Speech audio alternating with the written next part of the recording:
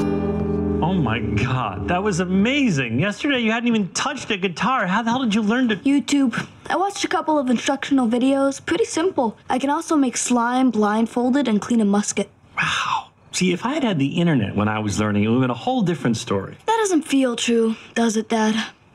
No. No, it doesn't.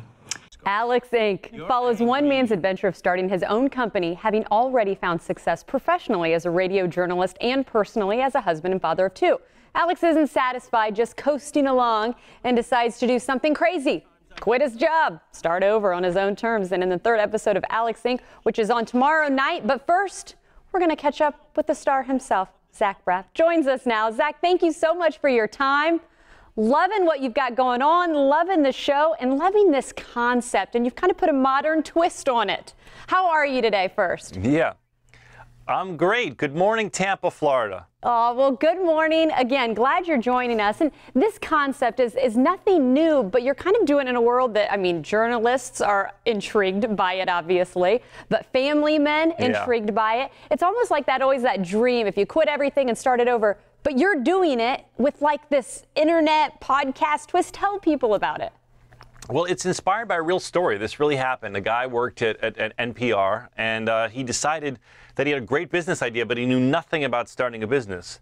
So because he was a radio producer, he decided that he would record his whole life, record pitching his new business to investors, record his kids, record the arguments he had with his wife, record the successes, the failures, and he turned it into this very successful podcast called Startup. And so when we heard it, we thought, oh my goodness, this would be a really wonderful family comedy for ABC. And we took this real story and kind of, heightened it, obviously, and turned it into a family show. And so my question, of course, you've got the career that you're one of those actors who's known film, television, video games, as I just learned not too long ago, you've been able to do, as well as the theater. So would you ever have the guts to kind of go out on a limb and do something like this? I've thought about that, actually. As someone who works, I've been working in entertainment since I was a kid. I was a kid actor. So I've occasionally thought about all sorts of different things outside of entertainment I might want to do. But I love doing what I do so much, so I don't think I would ever give it up. It would be kind of, branching out and trying to do some other things in things outside of entertainment.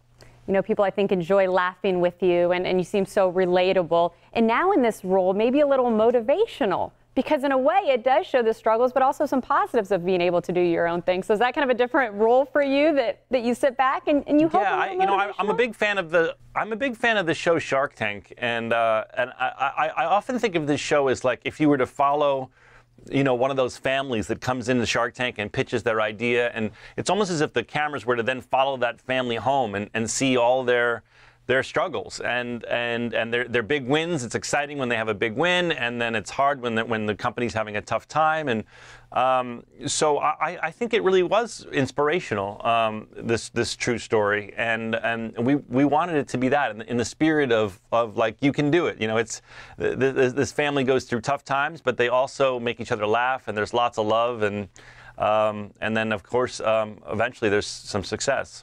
Well, you brought up Shark Tank, so I'm going to have to kind of throw out the script real quick and ask you this one. Since it is an ABC show, if you were on Shark Tank, what kind of shark would you be?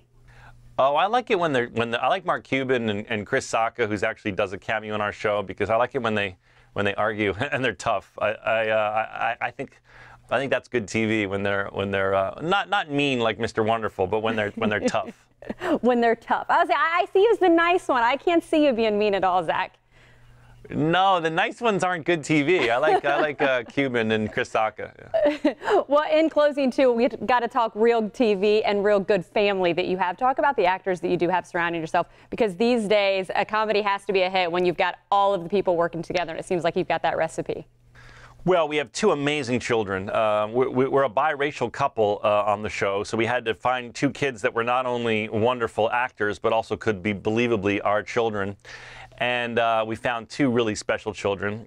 Tia Sircar, some of your viewers might know from The Good Place, is a wonderful actress who plays my wife. Michael Imperioli from The Sopranos, who played Christopher, plays my partner and my cousin. And then a new discovery named Hillary Ann Matthews, who's barely ever worked before, but is one of the funniest women I've ever met and is going to be a big star. She plays my assistant. Good stuff. Well, again, the third episode of Alex Inc. tomorrow night right here on ABC. Zach, thank you so much for joining us today. We really do appreciate it. Thank you so much, Natalie. I appreciate it. Thank you.